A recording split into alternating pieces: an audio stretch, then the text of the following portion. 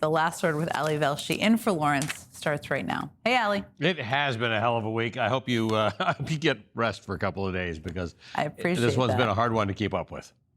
Certainly. We'll keep talking about all of it next week. Yep. All right. Have a great weekend, my friend. Thanks, Ali.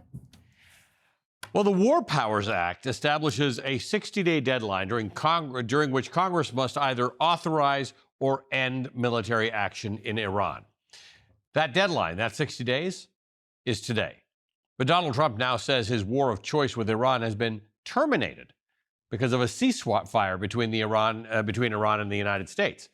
In a letter to Republican leaders, Donald Trump wrote, quote, "There's been no exchange of fire between United States forces and Iran since April 7th of 2026. The hostilities that began on February 28th, 2026 have terminated," end quote. Now, let's just consider how ridiculous that statement is. That because the ceasefire is holding for now means that the war is over. A ceasefire simply means a pause in fighting. Termination implies the war is over. So that's the president's take for the moment. Yesterday, House Speaker Mike Johnson just blatantly denied that we're even in a war. What war? There's still a U.S. blockade in the Strait of Hormuz. Blockades are under international law acts of war. Trump even contradicts himself in the next line of the letter that he sent to Congress when he says, quote, "The threat posed by Iran to the United States and our armed forces remains significant. Accordingly, the Department of War continues to update its force posture," end quote. Okay, so the war is terminated. The threat remains significant. The U.S. continues to update its force posture, but the war is over. Got it? Meanwhile, Axios reports that Donald Trump was briefed yesterday on other possible military options in Iran after he continues to refuse every proposal to actually end the war that Tehran sends his way. Two sources with knowledge told Axios, quote, "CENTCOM has prepared a plan for a short and powerful wave of strikes on Iran, likely including infrastructure targets, in the hopes of breaking the negotiating deadlock. Another plan is focused on taking over part of the Strait of Hormuz to reopen it to commercial shipping. Such an operation could include ground forces.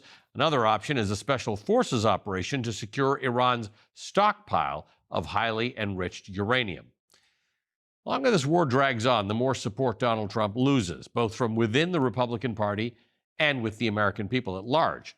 In fact, a new Washington Post poll found that Trump's war in Iran is as unpopular among Americans as the Iraq War was during the year of peak violence in 2006, and the Vietnam War was in the early 1970s. 61% saying it was a mistake for Trump to use our military against Iran. 61% disapproval in 2 months. This is important. The 2-month thing's going to come up again in a minute, so it's important to understand this. It took years for the Iraq and Vietnam wars to become this unpopular. But 60 days in, key Republicans are getting impatient with Donald Trump. This week, Republican Senator Susan Collins voted with Democrats for the first time on a failed vote to end the war. Republican Senator Lisa Murkowski threatened to force a vote to authorize the war in the coming weeks. Even Republican Senator Josh Hawley told the New York Times if Trump doesn't pull U.S. troops out or come up with a legal reason to keep them there, Congress would need to proactively pass legislation authorizing the war. Quote, "And I don't really want to do that because I don't want to open up further conflict," said Mr. Hawley. "I want to wind it down," end quote. So Iran has reportedly sent a new proposal to the United States to negotiate an end to the war. Two senior Iranian officials say to the New York Times, quote, "The new proposal removes a previous condition Iran had set that Mr. Trump must first lift the sea blockade against Iran for negotiators to meet face-to-face. The proposal also offers more flexibility on the sequencing of steps, with Iran willing to first open the Strait of Hormuz, followed by the U.S. announcing the blockade was ending. The proposal still calls for nuclear negotiations to be postponed for a second phase of talks after a permanent ceasefire was reached," end quote. Okay, so that's what the Iranians said. Here's how Trump responded. They want to make a deal, but I'm not satisfied with it, so we'll see what happens. Iran wants to make a deal because they have no military left, essentially, and they want to make a deal, but I'm not satisfied. Of course, he didn't specify exactly what he wasn't satisfied with. People familiar with the details tell the Wall Street Journal that Iran has indicated to mediators that it would be ready to sit down for talks in Pakistan by early next week if Washington is open to its new proposal. So that's Iran giving Donald Trump an off-ramp in this war that Donald Trump is stuck in that he won't call a war. The Wall Street Journal reports, quote, Iran is betting that America will crack first and end its blockade of Iranian ports in order to calm global markets and bring down American gasoline prices. U.S. officials are betting that Iran will instead relent because of the deepening economic crisis.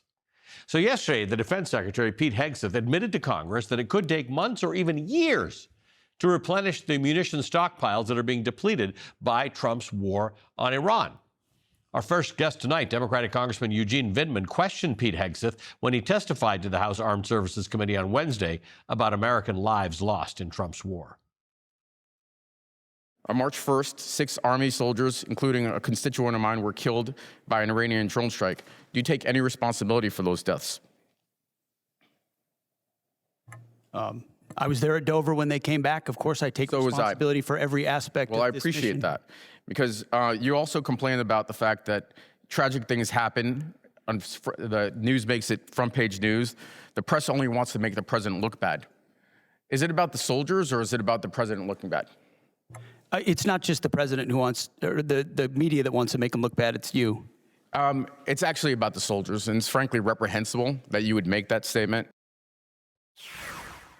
Joining us now is the Democratic Congressman Eugene Vindman of Virginia. He's a member of the Armed Services Committee. He's a retired Army colonel. I remember when Pete Hegseth was in the Pentagon briefing room and he said that he said, you know, why you guys always go for these headlines that make the president look bad? This was after soldiers were killed in a war that they won't call a war, that they won't ask Congress permission to fight, and they won't justify why it's happening or how it's going to end.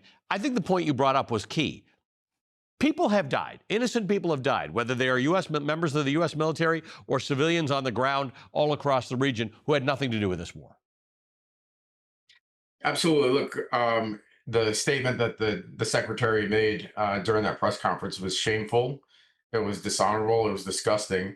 And I gave him an opportunity to take it back. And he doubled down. I mean, for him, he's got an audience of one. He's got to please the president. And the cavalier attitude that he and the president have displayed to American casualties and the deaths in this war, and frankly, the 400 or so that have been wounded is unacceptable. That is, those lives are permanently injured. The families, I've met the families. I met the children that had lost parents, the parents that had lost children, and just unacceptable behavior. So when one of your colleagues suggested that the U.S. might have gotten himself into a bit of a quagmire here, which happens, he thought that was insulting. Hegseth said it's 2 months in. To call this a quagmire is an insult to the troops who are fighting this war. But it's an insult to the troops to send them into wars without any valid justification. Absolutely. I mean, we have a job to do. We represent constituencies. In my case, I represent 3 military installations, 72,000 veterans, nearly 20,000 active duty service members. And it is my job to ask the tough questions about how we ended up in a war without a plan, and what is our plan on getting out of this war. And the secretary, frankly, did not have a plan. And right now, this preposterous statement saying that the ceasefire is a termination of the conflict is just absolute nonsense. A ceasefire is just that, cease firing. It's a temporary pause to bombing, shooting, and fighting. The president and the secretary owe it to the American people and owe it to Congress to come with a plan on how we actually exit a conflict where the status quo before would be, frankly, a dream. You know, the Iranians control the Strait of Hormuz. Oil prices have skyrocketed. The American people are paying the price for this war. So but there's a lot of trickery going on because they really haven't called it a war. They've not gone to Congress to ask permission for this. Now Donald Trump says, he used the term, the war has been terminated because of the ceasefire. The idea here is not simply that Congress may not give Donald Trump permission to conduct this war. It might not. It's going to be close one way or the other. It's that the president seems to be making the point that I don't really have to get your approval to go to war.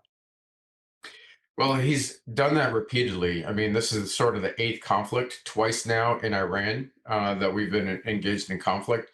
And the president has not sought congressional approval for any of these. And he's gotten basically a blank check, a rubber stamp from the Republican-led House of Representatives and the Senate.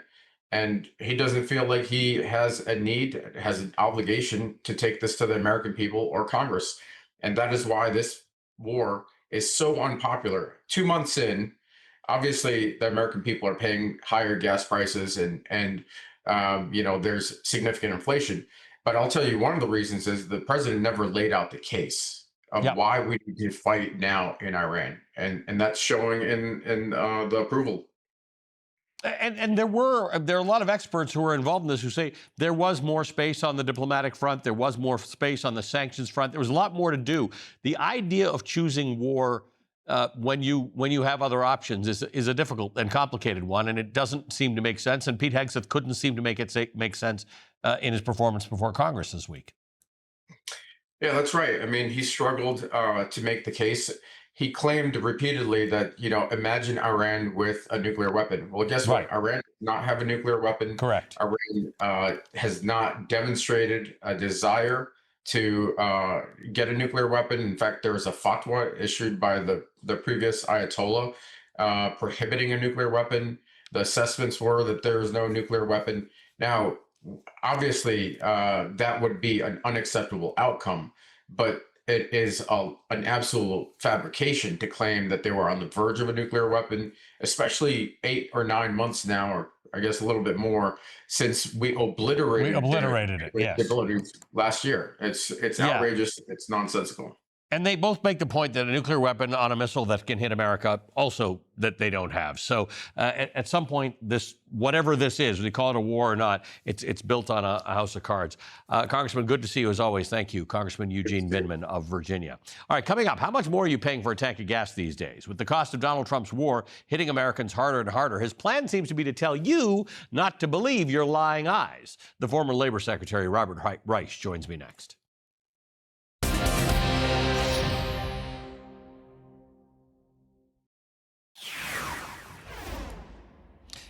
Kind of feels weird to tell people things that they obviously know themselves, but this is what we have to do.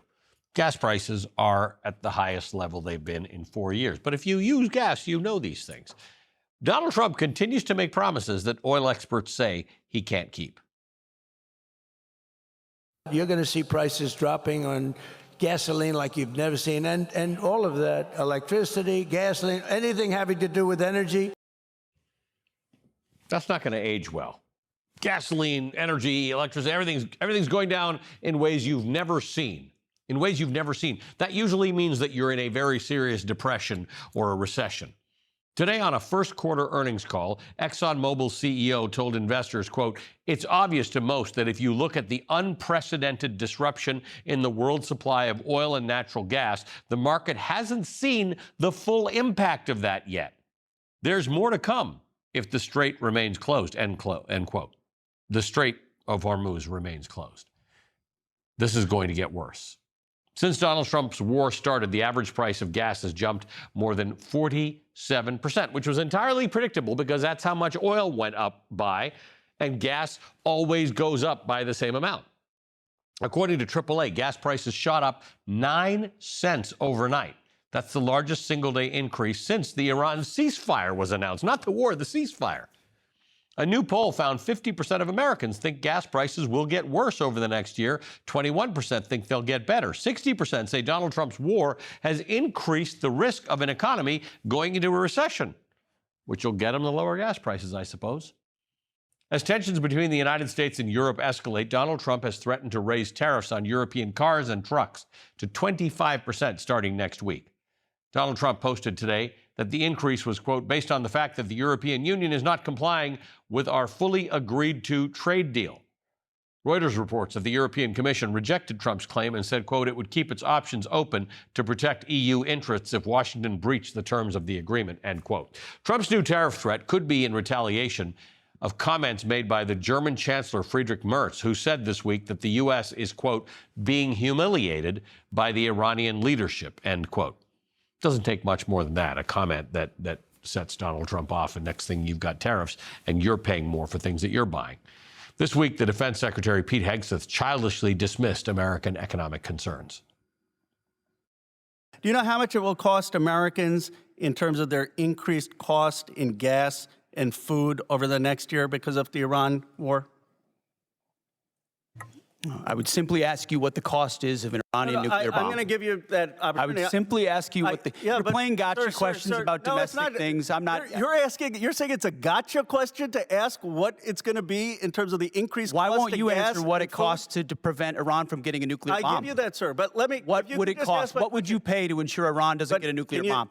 What would you pay? You don't even know what the average American is paying. You don't know what we paid in terms of the missiles that hit the Iranian school. You don't know what we're paying in terms of gas. You don't know what we're paying in terms of food. Your 25 billion number is totally off.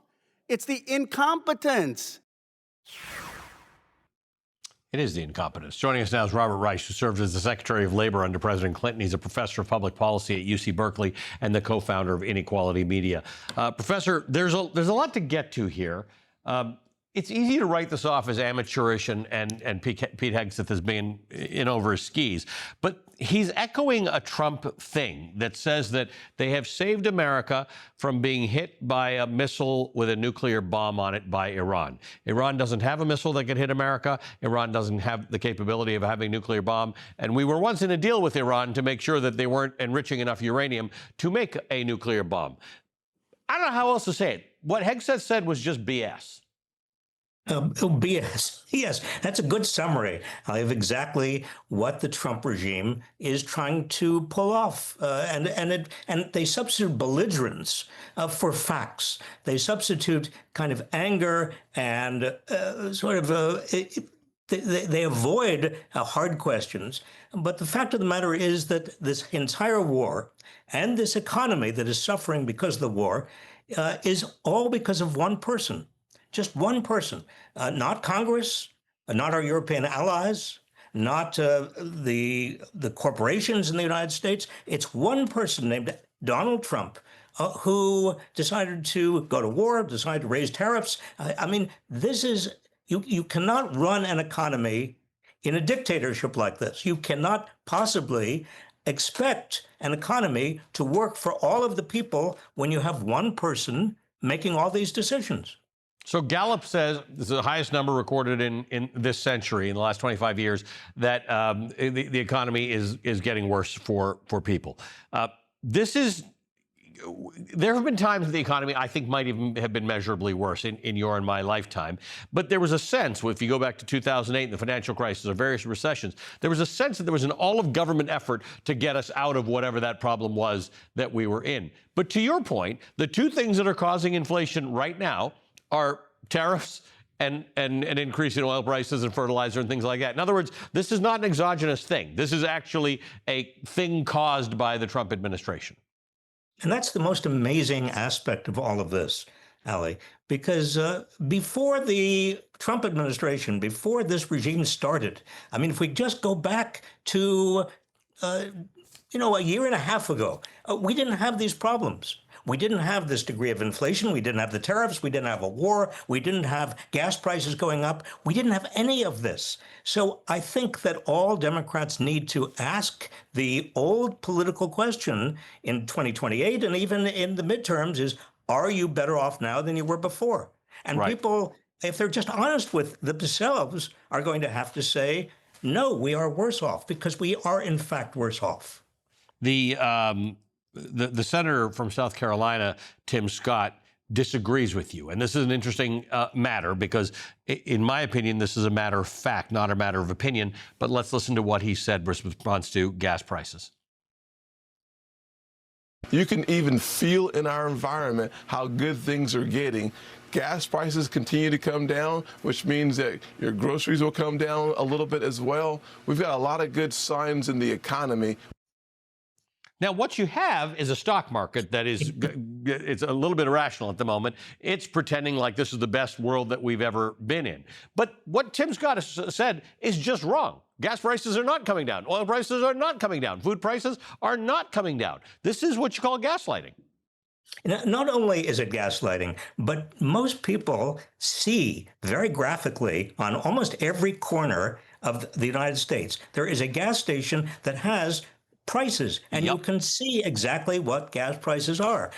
So when a politician comes along and says, no, gas prices are going down, most Americans say, that is total and unadulterated BS, because I can see on my quarter, I know what I paid. You know, this morning, Ali, it cost me $80 to fill up a tank of gas. I've never paid that much. Right. And I know it, put politics aside, put Republican, Democrat, whoever. We all want an economy and a country that's working for everybody. And lying like that to the American people is not helping anybody. I mean, it doesn't make it feel like the government's also not helping you out of this. Right? How are they helping you out of this if they can't actually admit that you paid $80 and you don't drive more for that? You don't get more gas for your $80. You just filled up the same amount of tank. You don't have to be an economist to understand inflation when you pay more money to use the same amount of gas. Robert, good to see you as always, the former Secretary of Labor, Robert Reich. All right, coming up, frustration is boiling over nationwide this May Day. Today's May Day. But Donald Trump says Republicans' biggest problem this year is that he's not on the ballot. Is the GOP ready for a new wave of activism heading into the midterms? That's next.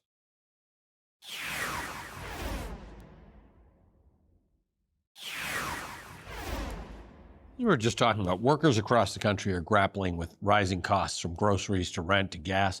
At the center of that frustration is Donald Trump. He pledged economic relief, but for many Americans, the day-to-day reality still feels more expensive and more uncertain than ever, which is why today on May Day, we saw thousands take to the streets in opposition to Donald Trump.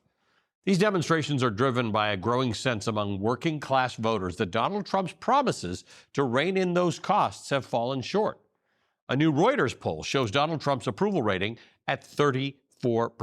We're seeing these every week. These numbers, you might not like a particular poll or worry about the margin of error, but this is the kind of stuff we're seeing week after week after week. But despite those numbers, here's what Donald Trump thinks that Republicans' biggest problems ahead of the midterms are.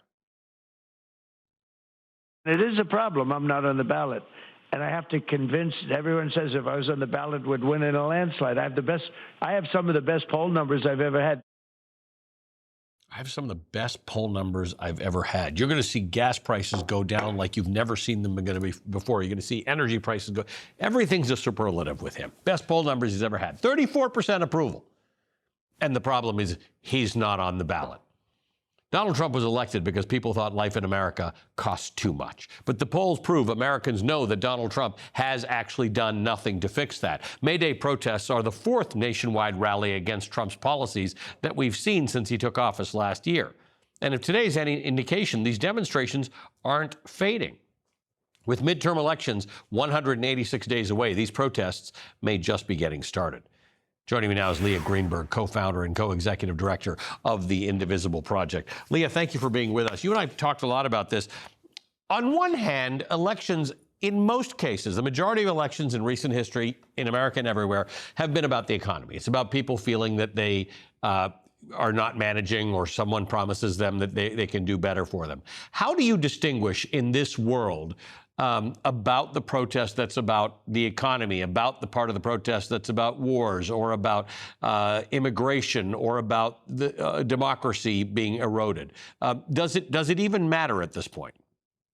Well, I think what we're seeing when we make this transition from No Kings to May Day, when we talk to people who are out on the streets, when we talk to people who are active in their communities, is that the binary is about democracy versus the economy, or it's about this issue versus that issue. They collapse pretty quickly, right? Voters are totally capable of making the connections. They're capable of understanding that money that is going to bombs that are hurting or that are bombing Iranian schoolgirls abroad is coming from the same treasury that is supposed to be providing money for healthcare and education and roads, that the tax cuts that are going to billionaires are coming out of their pockets, that the ways in which the rules of the economy are rigged are tightly connected to the ways in which the rules of law and morality have been rigged to benefit the Epstein class.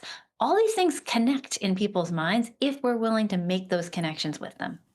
And once you make the connections, we're all just much more sophisticated at this than we were a year ago, right? The protests. I routinely, and you must do the same thing, I run into people who tell me they've attended a protest or 2 protests in the last year, and they had never attended a protest in their life prior to that. And these are people in their 60s, 70s, 80s, 90s.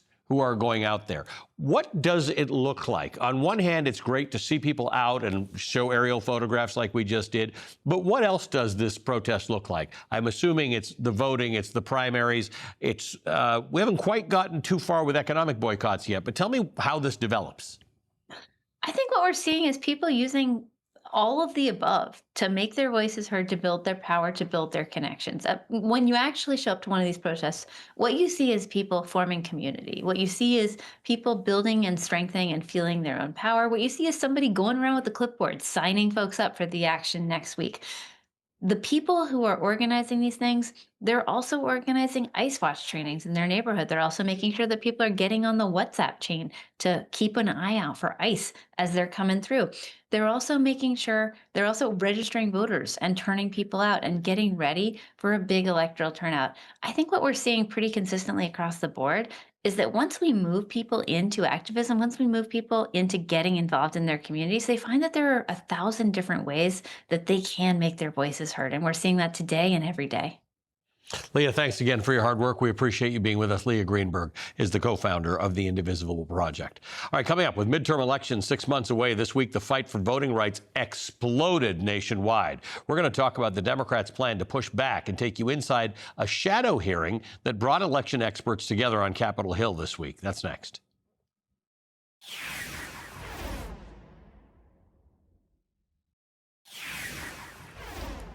This week's Supreme Court ruling on voting access in Louisiana has created chaos in that state. The New York Times reports the ruling has set off a chaotic scramble as Republicans assess where they can redraw districts for partisan advantage ahead of the fall midterms. A new congressional map in Louisiana could undo the creation of at least one majority black district, costing Democrats at least 1 seat in the Congress. Early voting in Louisiana's congressional primaries was supposed to start a few hours from now, tomorrow, but the state's Republican governor, Jeff Landry, issued an executive order delaying them, no doubt to capitalize on the Supreme Court ruling. And that, of course, has led to a slew of new lawsuits.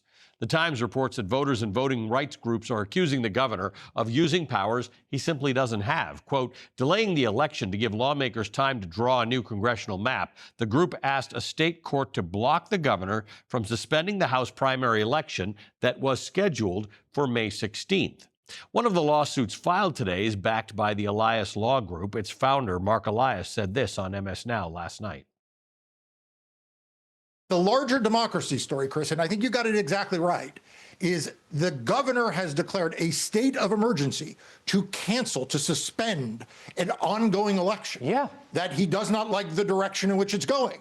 Now, I wonder, Chris, when we get to next November, when we get to the general election, whether or not we will have, for example, a president of the United States who will think he can do this. And if we do not sort of put a stake in the ground now and say that you do not get to declare an emergency and suspend voting and sort of restart things because you don't like how things are going. If we don't do that now, it's not going to make it easier for us to do it in November.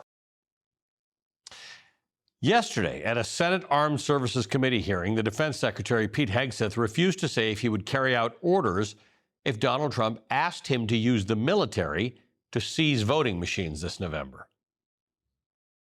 It's not hypothetical. Tell the American people, will you deploy the uniformed military to our polls to collect voter rolls or machines? Are you accusing me of performing? Because you're performing for cable news right now. But Mr. just answer the Secretary, question. we have It's a hypothetical. The news is not all bad. This week, Donald Trump's Justice Department was handed a major blow in its effort to seize voter rolls. The Arizona Republic reports that a federal judge has dismissed the Trump administration's lawsuit seeking the state's voter registration files, adding to a string of legal losses in other states.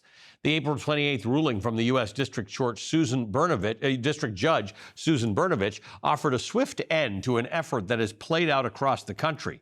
The federal government has sued 30 states and already lost in at least 5 of them before the Arizona ruling.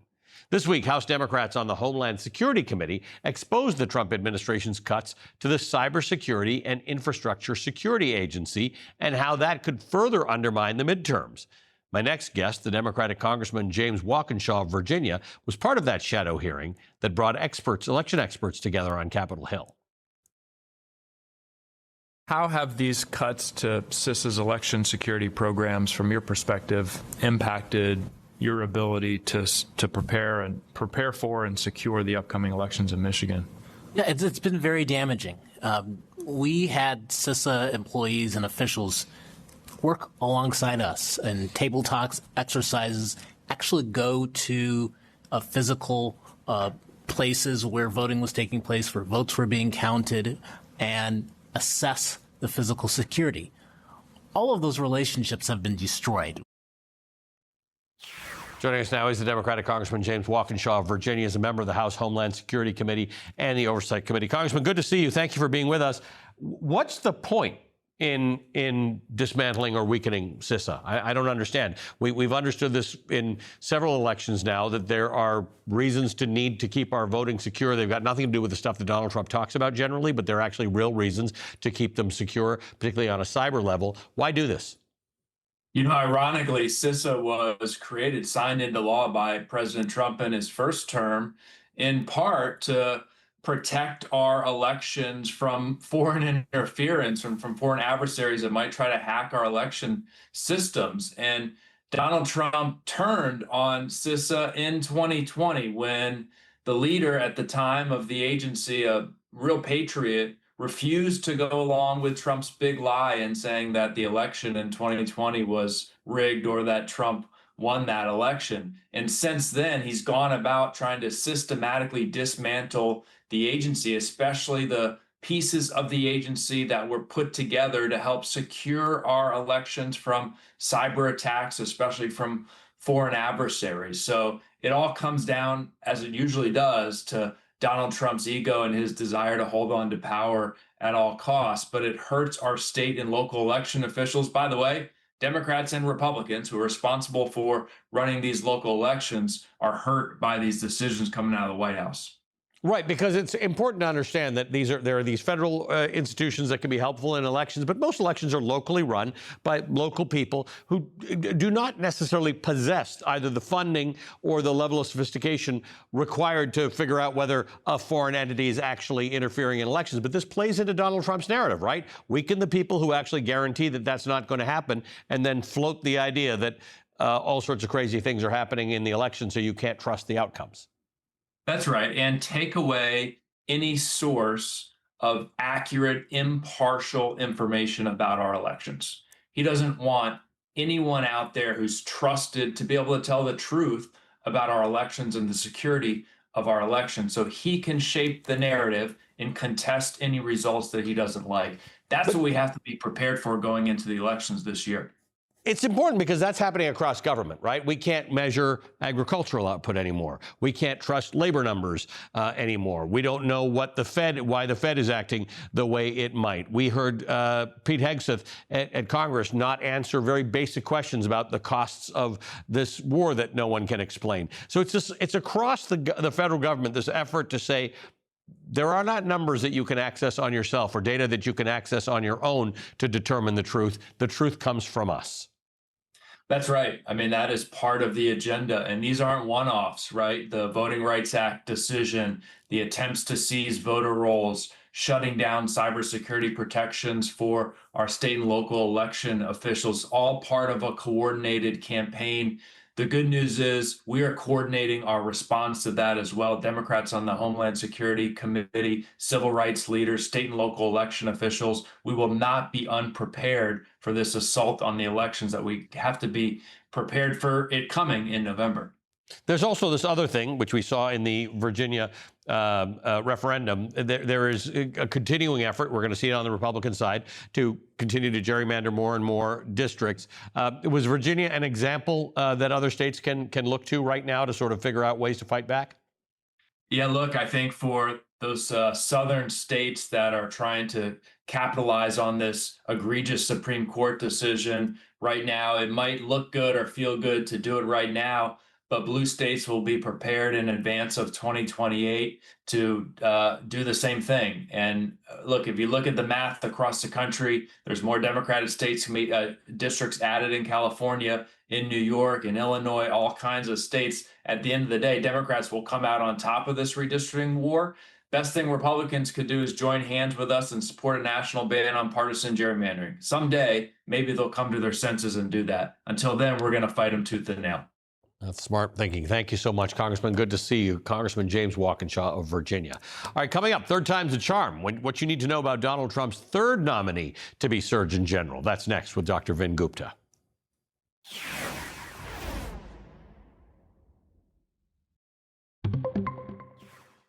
And breaking medical news now. MS Now has confirmed the conservative Fifth Circuit Court of Appeals in Louisiana on Friday temporarily blocked telehealth provision of abortion pills nationwide.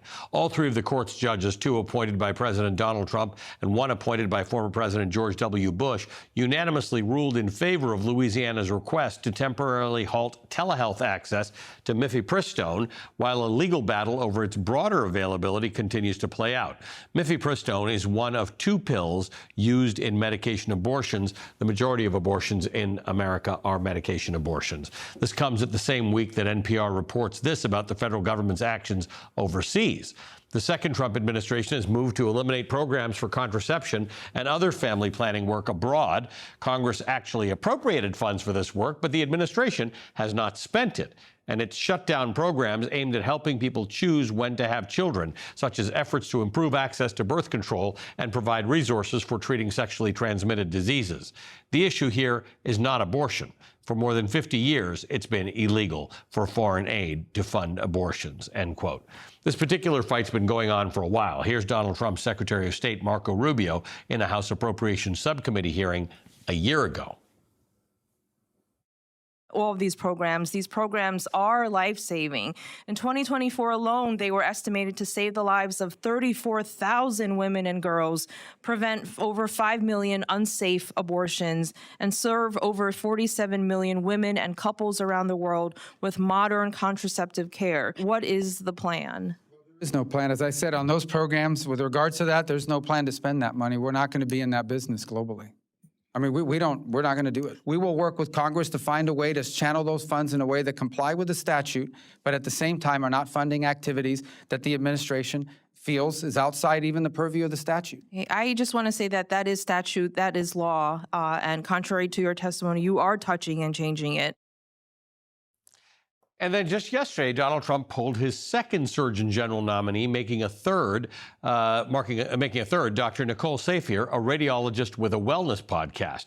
The New York Times notes she rejects vaccine mandates and wants the childhood vaccine schedule to be flexible enough to allow some parents to delay giving infants their shots. All right, joining us now is Dr. Vin Gupta, a practicing pulmonologist and affiliate professor at the Institute for Health Metrics and Evaluation. He's an MS Now medical contributor. Vin, great to see you again. Thank you for being with us.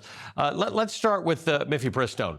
Maybe people don't know this, but it's the most common way people get abortions in the United States now with these medications. Whatever your views are on abortion, there's actually no validity to the complaint that mifepristone as part of a cocktail of drugs is unsafe. These have been on the market for a long time. They've been tested and approved by medical authorities for more than a quarter of a century. Yeah, good evening, Ali. That's right. So what they're doing with mifepristone is they're getting at mail order. And so that whether it's mifepristone, you teed up family planning globally, there's this issue of thimerosal in vaccines globally. They're really getting at these access points for these critical medications. 1 in 4 medication abortions now occur through telehealth, delivered then ultimately that medication by mail order. And they're now saying, inventing a reason why somehow that's unsafe. To your point, decades of research, incredibly safe. And this is great for women's health. This allows people that are in healthcare deserts, Ali, to get needed medication. It gives people privacy. It has ushered in a different way for people to have needed access. And if you interfere with this, suddenly you're creating a whole new load of emergencies potentially, because you're creating or removing this important lifeline. Yeah, and by the way, I mean, when we met and started talking several years ago around COVID, prior to that, telehealth had not been a fully well-developed thing. It existed in some remote areas, but people didn't generally use it for regular things. Now they do, and that is a massive development. I don't know what the numbers are, but I imagine the number of emergency room visits, the number of critical situations that are avoided because people can use their phone to get a medical consultation and be prescribed medicines is just a major advance in healthcare and medication in general. Absolutely. And they're cherry picking what they will and will not allow in a telehealth environment. 1 in 2 people, Ali, do not have access, and it's been made worse under the Trump administration, to same day or next day care if they have an emergency. And so imagine this. Now we have greater access to telehealth, and they're saying for a medication that's incredibly safe, there's no issues from a safety standpoint. They're going to cherry pick what they will and will not allow. While they're trying to expand telehealth more broadly, this has been a bipartisan move. They're just cherry picking what they don't want. What's the issue with the Surgeon General? Why are we having such difficulty putting a Surgeon General? This was not historically a very controversial position. You know, your guess is as good as mine. What I will say is, with the third now nominee, it is ultimately not necessarily all that easy to find somebody that has relevant clinical expertise. We now have a radiologist. I think it's safe to say radiologists serve a vital function for the American healthcare system. But do they have, Ali, relevant clinical expertise when it comes to population health, basic primary care access, cardiovascular disease burden, mental health, you name it? No, of course not. I think anybody would be willing to say that. Do they have relevant public health expertise? Ideally, this is a public health communications job, a medical communications job. You would think you would have some service to government, military service, some public health training. There's none of that in Dr. Safire's background. And then you brought this up too. She's made questionable statements when it comes to the childhood vaccine schedule. It seems like she wants to accommodate her new boss. I'll also point out, she continues to do what others in this administration do, like Dr. Mehmet Oz, Casey Means, Kayleigh Means. They now have these, supposedly these supplements and their own brand line of supplements that they're likely profiting off of, given their position. That's worrisome. Vin, good to see you as always. Thank you for joining us, Dr. Vin Gupta. All right, coming up tomorrow on the Velshi Band Book Club, we'll open the pages of a National Book Award finalist that's got a new distinction: America's Most Banned Book. Sold by Patricia McCormick tackles the difficult subject of trafficking with sensitivity. It's a story about resilience, good versus evil, and the power of the human spirit. The author, Patricia McCormick, joins me tomorrow at 10 a.m. Eastern on Velshi, right here on MS Now.